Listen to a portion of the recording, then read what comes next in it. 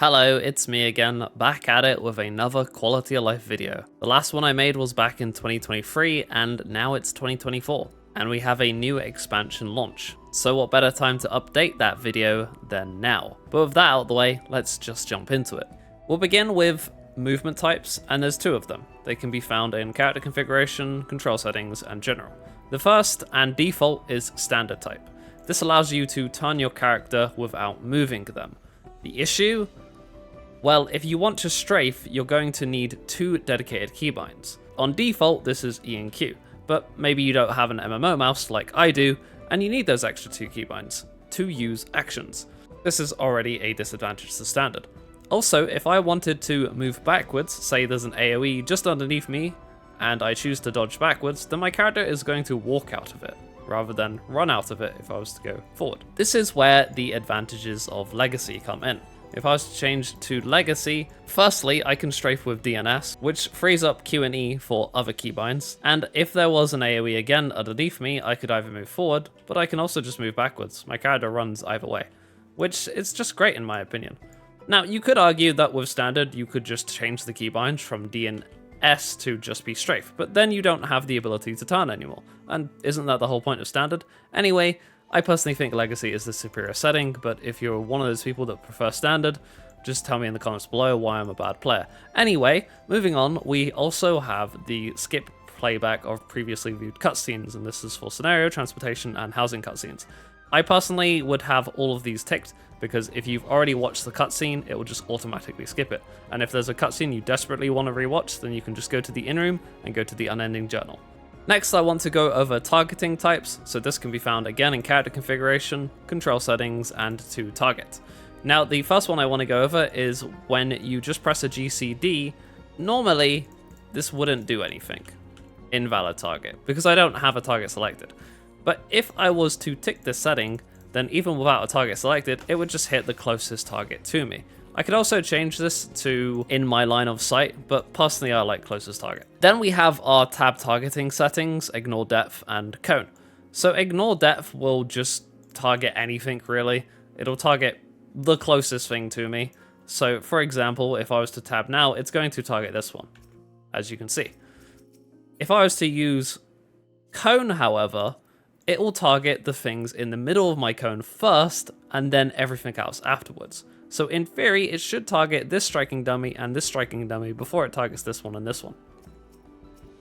Okay, I was slightly off, but it did target that one either way. So that's the point. I guess this is closer in my cone than this one somehow. I personally, as you can see, prefer ignore depth because it just makes more sense to me. The next thing I want to go over is using target rings. So let's hop on to Ninja for this. And we go to the settings, it's still within target here. And we just scroll down a little bit to ground targeting settings. Now I'm going to turn these off initially, and I'm going to use Sakuchi. Now Sakuchi only has a range of 20 arms. So what it will do if I can't use it is it will just go red like this. And you know, it goes orange like this when I can use it. But that can be inconvenient when I'm trying to just quickly gap close as far as possible. So to remedy this, I can have limit ring movement to targeting range. This will limit how far the ring can go, and it will never go purple. But no matter where I click, as long as I'm over here, it will go as far as it possibly can, which is very nice.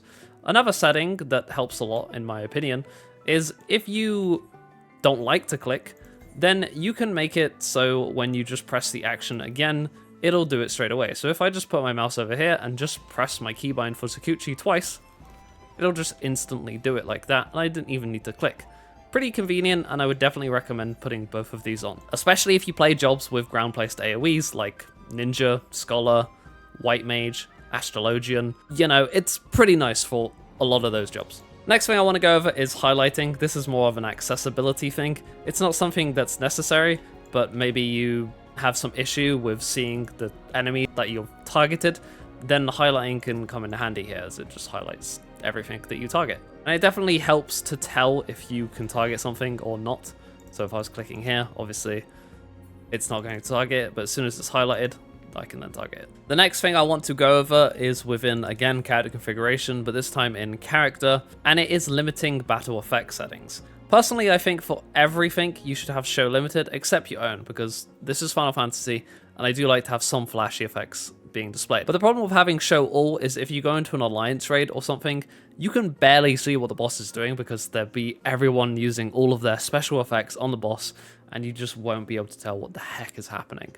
So I definitely recommend having it all on show limited. I would not do show none, because I believe this can hide beneficial stuff like Asylum and Earthly Star and stuff like that.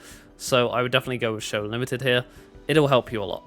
The next setting is within the mouse options here, and it's enable clicking on field to remove a target. This is on by default, and personally, as someone who holds their mouse down a lot to change my camera, sometimes I might accidentally do that and then lose my target. So by enabling this, that isn't possible anymore. See, if I click anywhere else, it doesn't do it anymore.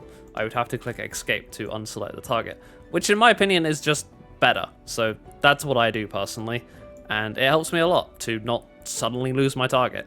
Next, I want to go over an inventory setting that really bothers me, and that can be found in character configuration and item settings. So the first one is, by default, your inventory is on normal, which means you get this little inventory and you have to click through several tabs to get to anything. And it's the same with your retainer. Very annoying, and I don't like it at all. Either use expanded or open all, in my opinion. So expanded looks like this, which is very nice, and open all will, well, open it all.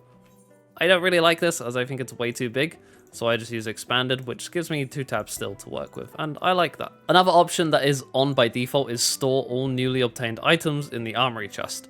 So if you were to get any random dungeon drops, they would go into your armory chest, which can be really annoying because we don't have that much armory room. Personally, I like having my armory spaces be actual needed pieces for my gear sets and the likes. So I prefer having any dungeon drops just drop in my inventory like this. So definitely an option I would recommend having. It also will just make it so it's easier to identify what you've got from a dungeon and if that's worthwhile to keep or to throw it away or sell it or exchange it to your grand company, whatever you do with dungeon drops. You know, I really hate when I log in and I get a bunch of pop-ups like recommendations and a play guide. It's like one of those weird wacky websites from the 90s when you had a bunch of advertisements come up. Anyway, I wasn't that old during that time. Okay, I'm not that old. But either way, this can be found in character configuration in UI settings, and we can scroll down and then we can disable it here. And then those things won't pop up anymore. And I'm grateful that this is an option because those things are annoying. Another setting that really should be on by default is HP percentages. And this can be found in character configuration, UI settings, go to HUD, and we scroll pretty much all the way down. And we see display targets remaining HP percentage. By default, this is turned off. So if I was to hit this dummy here, I'm not getting any percentages. If I'm to tick this, I suddenly am getting percentages, and it's pretty nice. I'd like to see percentages. So yeah, definitely recommend turning that on. While we're in this menu, we can go over to party list, and there's a few things we can change here. There is status effect icon display, maximum, which will basically change the amount of buffs that we see on our party list here. So if I was to use a bunch of buffs, you'll see that you can only see 5 up on my party list. If I was to change this to 10, you can see there's a bunch more now. I personally like seeing as many as possible, but some people don't like that. And that is up to you how many you want to see there. If you're doing high-end content, it's definitely beneficial to have this at maximum. If you don't really care for high-end content, then, well, you don't need to care for it. Another little nifty option is clicking this. This will show you how many seconds are on a buff in the party list. If you don't have it on, which is by default, then you can't see this. So definitely tick that. I do enjoy that setting. Another thing you can do while you're here is you can define the party list depending on what job you play. So if you play tank, you can go tank, healer, DPS. If you play healer, maybe you want to prioritize healer, tank, DPS. If I play a DPS, maybe I want to prioritize DPS, healer, tank. And if I want to further organize this, I can change it here. For example, for tanks, I will organize this in which one is most likely to main tank out of the 4 tanks, with Warrior, Paladin, Gunbreaker, and then Dark Knight. You can change this however you want. You can also change it with healers. I've organized my healers so the regens are at the top, and then the shield healers are at the bottom. So yeah, you can change this however you want and however you see it's going to benefit you most. Another thing I want to go over within UI settings is in character configuration and display name settings. We'll start with own. We can change our own color, so if I wanted to change myself to green, then I could do that. I don't want to be green low. There's a few other things we can change. We can change party members, we can change alliance members, we can change other PCs, we can change friends, we can change NPCs, like engaged enemies, like how I have enemies be purple instead of red, because I prefer to see purple, because I think it's visually better to see. There's other things, you can change stuff in PvP as well, and here is really where the options shine in my opinion.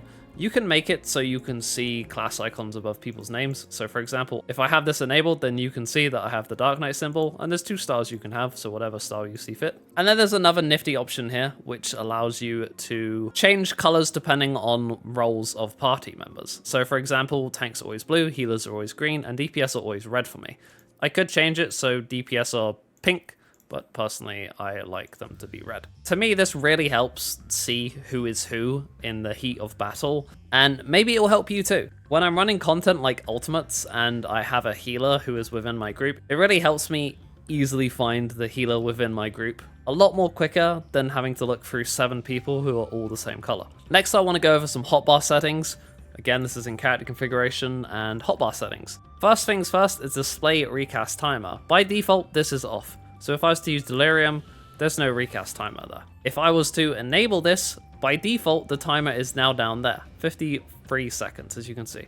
But that's pretty small, right? So if we make it centered, it will put it in the center and make the timer a lot bigger, which I really like. I think that's the way to go, personally. So I would definitely do that. Another thing that we can do is hide unassigned slots. If we don't have this enabled, we can see all of these hotbar slots for no reason. We don't need to see them. And if you really want to see them when you're dragging abilities onto your hotbar, you'll still be able to see them when you're dragging them. If you go hide and then, drag them, then they'll all appear. So that's not an issue.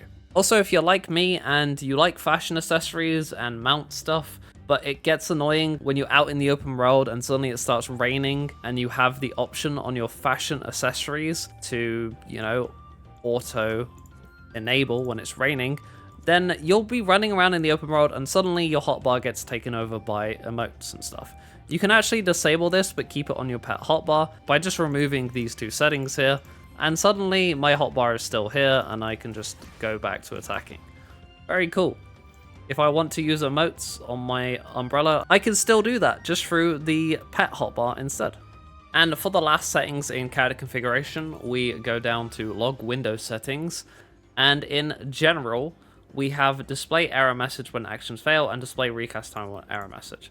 So if we were to have these enabled and suddenly press that, we get this error message constantly, which is really annoying. And if you're used to it, that's great, but I started streaming and people were telling me, that's annoying, Gazu, please stop that, please turn that off. So I was like, okay, for your guys' sanity, I will turn that off. And now I don't get that error message anymore. I don't need an error message when I can't hit a target. I just need to open my eyes and realize that I can't hit a target. And I think for you, it will also just be better overall to have that disabled so you don't lose your marbles. Let's do some more accessibility options. So the mouse is pretty small for some people, and there is actually a way to make this mouse bigger if that's something you want to do. So we go to mouse settings here, and we can change it from medium to large, which is pretty big. And we can also make it maximum, which is also pretty big. If that's something you want, then you can definitely do that. It's definitely more of an accessibility option than anything else, but it's definitely an option if that's something you want to do. Also, you might have noticed this is a mouse sonar, which is also going to help you find your mouse. This can be found in the keybind settings. To system, we scroll all the way down and then scroll up a little bit. And then we can see mouse sonar here, and we can make this a keybind. Personally, I put it on middle mouse button 3 because I'm not doing anything else with that button anyway. So that's what I do, and it's also on the mouse, so it just seems to make sense to me. And this will help you find your mouse if you lose it somehow.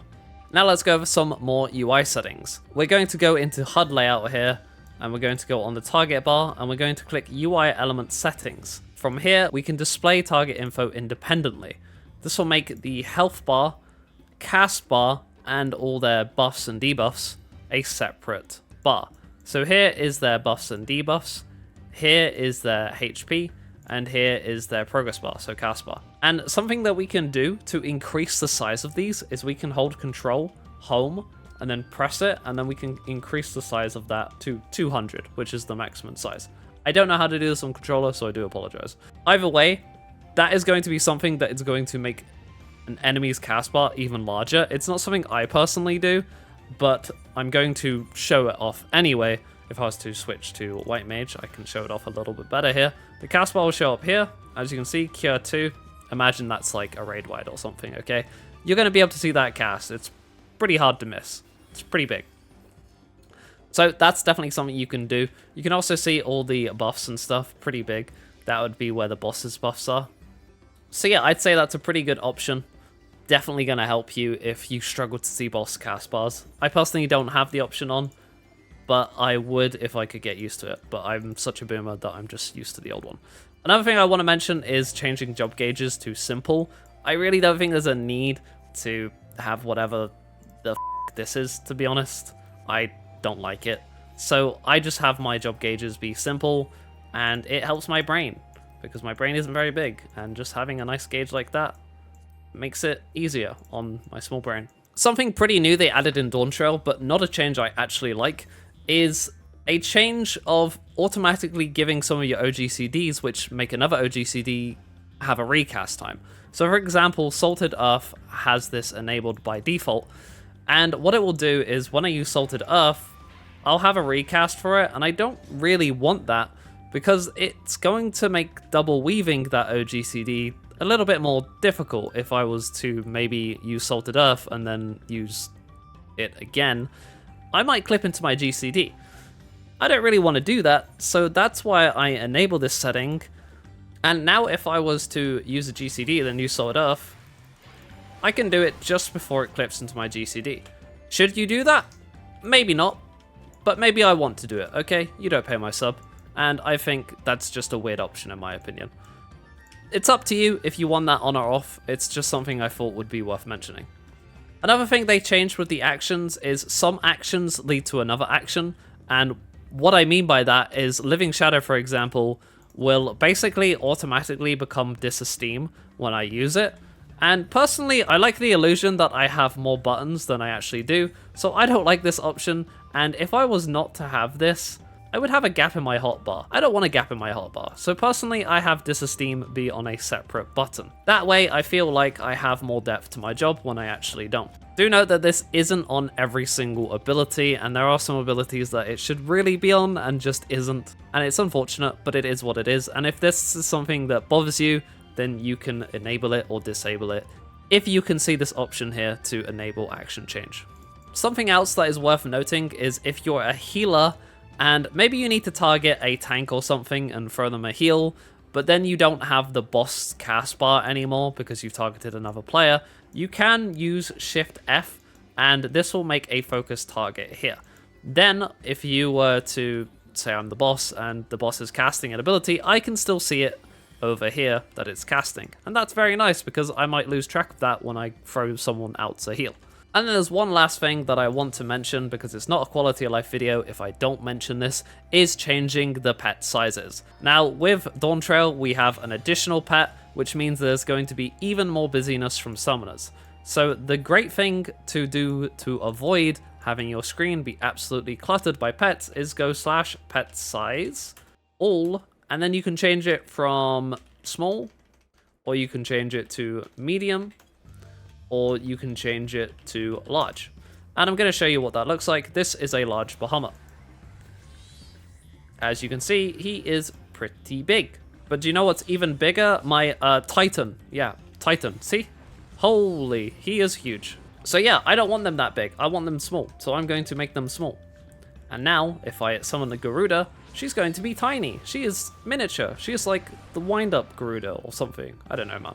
Also, if we do Ifrit as well, just to show everybody off, as you can see, he's pretty small. I like small summons. It's nice. It's not that much clutter. I would recommend it. Something that I've been doing throughout this video is when I switch to Dark Knight, you'll see that every time I switch to Dark Knight, it uses the Glamour plate. I'm going to need to go into a sanctuary here. Don't worry, this isn't really heavy spoilers. This is just a random town in Dawntrail. Either way, if I was to use Glamour plates here, I can tie these Glamour plates to specific gear sets. This is very nice when you have multiple level 100s or multiple of the same level, but you want to use like artifact gear, or you want to use gear that is just different, say your Gunbreaker Glamour, you want it to be different than the rest of your Glamours, then you can just click this button here, and you can either remove or you can link Glamour plates. You can link that like that, or you could change it and you could, you know, use any of the other Glamour plates. And yeah, pretty nice setting overall. It'll just automatically change your Glamour plate. It won't break portraits, and yeah, overall pretty nice. One thing I forgot to mention, so apologies if my voice sounds different, it's a completely different time and day, is changing your camera angle. So you can do this in-game by holding down Control and using the arrow key. So if I was to hold down Control and go down, I put my camera down. If I was to use the arrow key up, I'm going to point my camera up. Something else while we're talking about camera is when you're doing any raids or any kind of content, I do recommend just being fully zoomed out rather than zoomed in, because it's just going to give you a better field of view overall.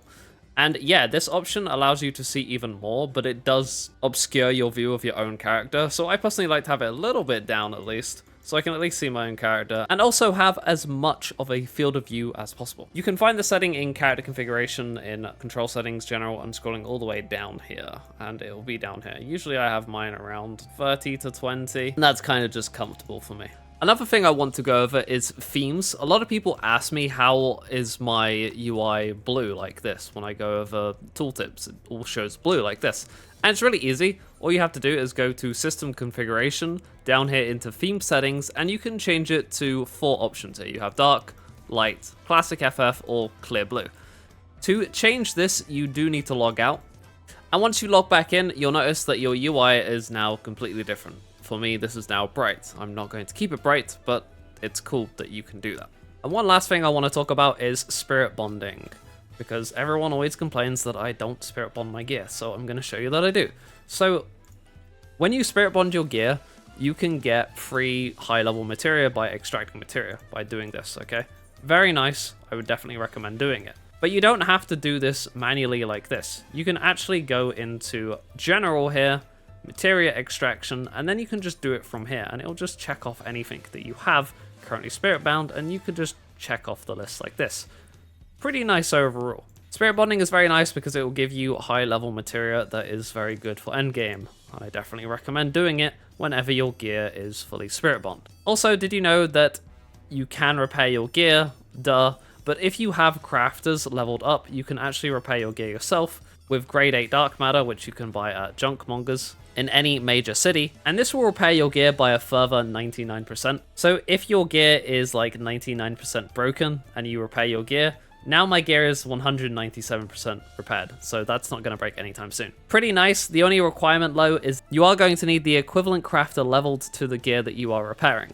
So for example, these boots are level worker, so they would need a level 90 level worker, not 100, a level 90. So if you're like me and you don't like crafting, but you got your crafters up during Endwalker, and you're like, oh god, do I need to level them up during Dawntrail? No, you don't. You can repair all your gear until the next expansion, which I do recommend getting your crafters up at that point, because it's going to suck if you can't repair your gear in the next expansion. But maybe you're like me and you're waiting for Cosmic Exploration to come out, which is going to be a new addition to crafters, or you're waiting for the new Society quests, which will also have crafting and gathering daily quests.